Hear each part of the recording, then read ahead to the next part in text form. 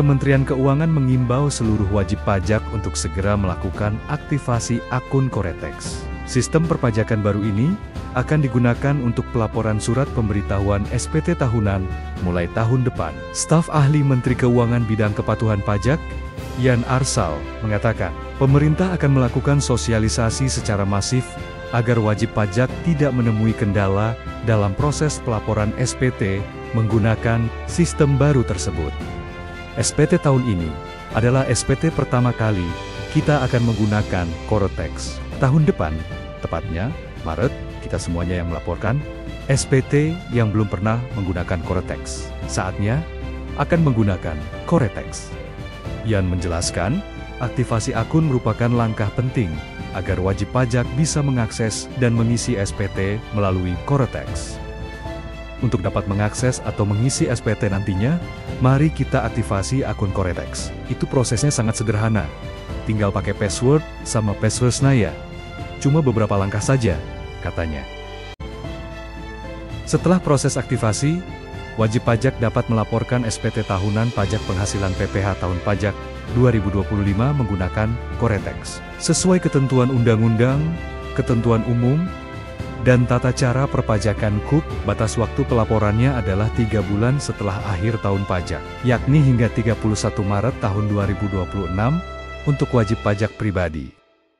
Menurut Purbaya, permasalahan sistem Koretex yang masih terus terjadi sejak diluncurkan pada 1 Januari 2025 sudah terdeteksi.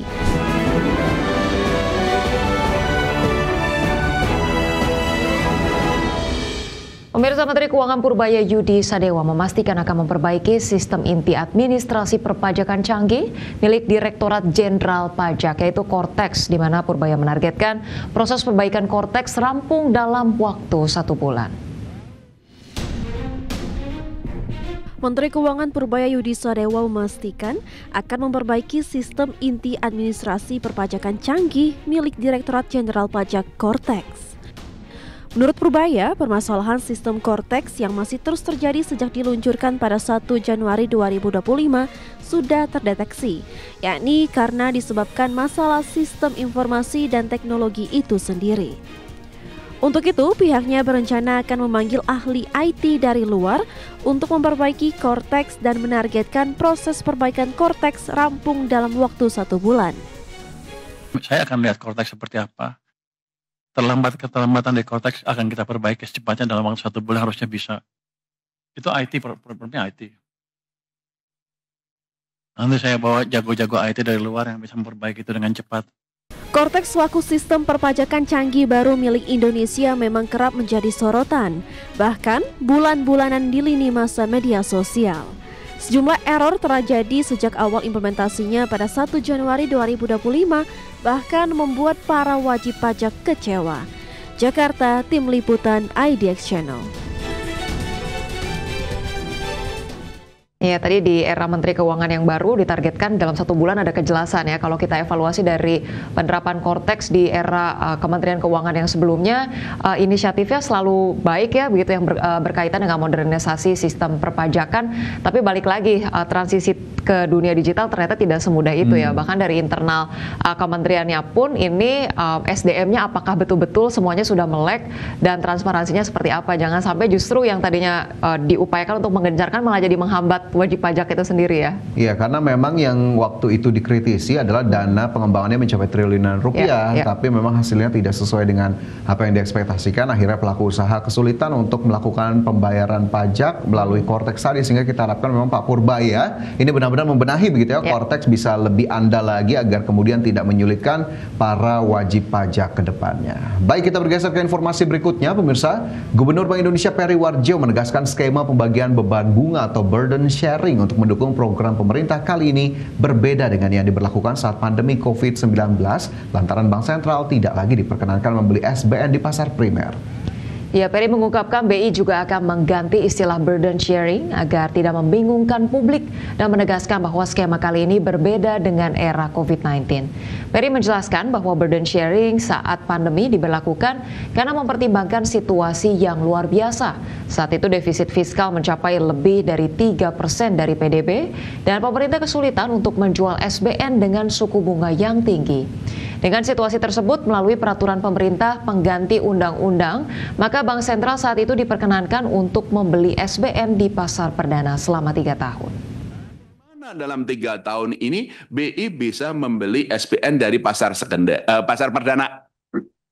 Ya, dan suku bunganya dulu sesuai, semakin untuk rakyat, pembagian bunganya terjaga akan besar ya. Dulu makanya Pak Ketua ada Pemerintah Provinsi DKI Jakarta menetapkan sejumlah kebijakan relaksasi pajak daerah sebagai bentuk komitmen menghadirkan keadilan serta keberpihakan ke masyarakat dan dunia usaha. Kebijakan relaksasi pajak daerah ini diharapkan bisa berdampak signifikan dalam meningkatkan laju pertumbuhan ekonomi Jakarta. Pemerintah Provinsi DKI Jakarta menetapkan sejumlah kebijakan relaksasi pajak daerah sebagai bentuk komitmen menghadirkan keadilan serta keberpihakan ke masyarakat dan dunia usaha. Relaksasi pajak daerah ini mencakup pajak bumi bangunan perdesaan dan perkotaan atau PBBP 2, bea perolehan hak atas tanah dan bangunan atau BPHTB, pajak kendaraan bermotor, bea balik nomor kendaraan bermotor, pajak barang dan jasa tertentu, kesenian dan hiburan, serta pajak reklame. Gubernur DKI Jakarta Pramono Anung menegaskan kebijakan relaksasi pajak daerah ini bisa berdampak signifikan dalam meningkatkan laju pertumbuhan ekonomi Jakarta. Saya telah menandatangani keputusan gubernur tentang pengurangan dan pembebasan pajak daerah sebagai bentuk komitmen mendukung pemungutan pajak yang adil dan fair dan sekaligus melihat perkembangan dunia usaha saat ini yang memang memerlukan insentif yang harus diberikan oleh pemerintah Jakarta. Kebijakan relaksasi pajak daerah Pemprov DKI Jakarta meliputi relaksasi BPHTB berupa pengurangan tarif sebesar 50%. Pengurangan PBBP 2 sampai dengan 100% untuk penyelenggaraan pendidikan dasar dan menengah swasta yang berbentuk yayasan. Pengurangan PBJT kesenian dan hiburan sebesar 50% untuk pertunjukan film di bioskop, pertunjukan seni budaya untuk edukasi, amal, dan sosial. Pembebasan pajak reklame untuk objek yang berada di dalam ruangan seperti di dalam kafe, restoran, dan ruko, serta pengurangan pajak kendaraan bermotor yang nilainya di bawah harga pasar. Dari Jakarta, Tim Liputan, AIDEX Channel. Pertama, pemirsa, usai menyampaikan pidato tegas di sidang umum PBB, Presiden Prabowo Subianto menghadiri penandatanganan perjanjian kemitraan ekonomi komprehensif Indonesia dan Kanada. Dalam kesepakatan Indonesia-Canada Comprehensive Economic Partnership atau ICA-CEPA sepakat membuka peluang baru perdagangan dan diversifikasi ekonomi. Indonesia dan Kanada resmi menandatangani perjanjian kemitraan ekonomi komprehensif Indonesia-Kanada atau Indonesia-Canada Comprehensive Economic Partnership. Dengan disaksikan langsung Presiden Prabowo Subianto dan Perdana Menteri Kanada Mark Carney, Indonesia dan Kanada sepakat memperkuat kemitraan ekonomi menjadi tonggak transformasi yang mencerminkan tujuan bersama kedua negara untuk membuka peluang baru dalam perdagangan, diversifikasi ekonomi, investasi, inovasi, serta pertumbuhan yang inklusif dan berkelanjutan.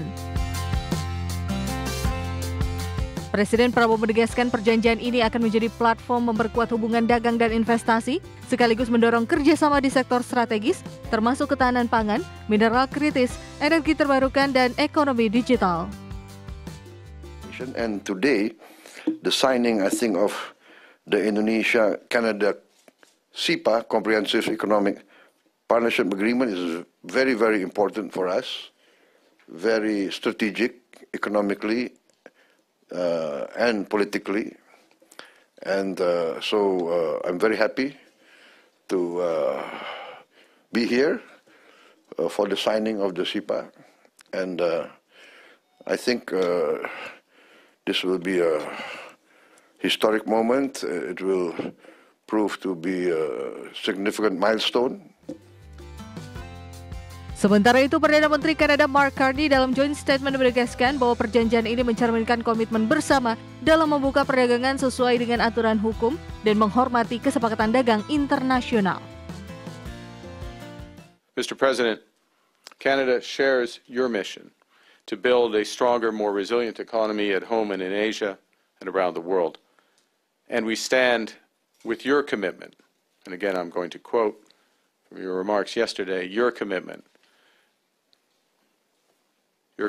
to a multilateral order where peace, prosperity, and progress are not the privilege of few, but the right of all.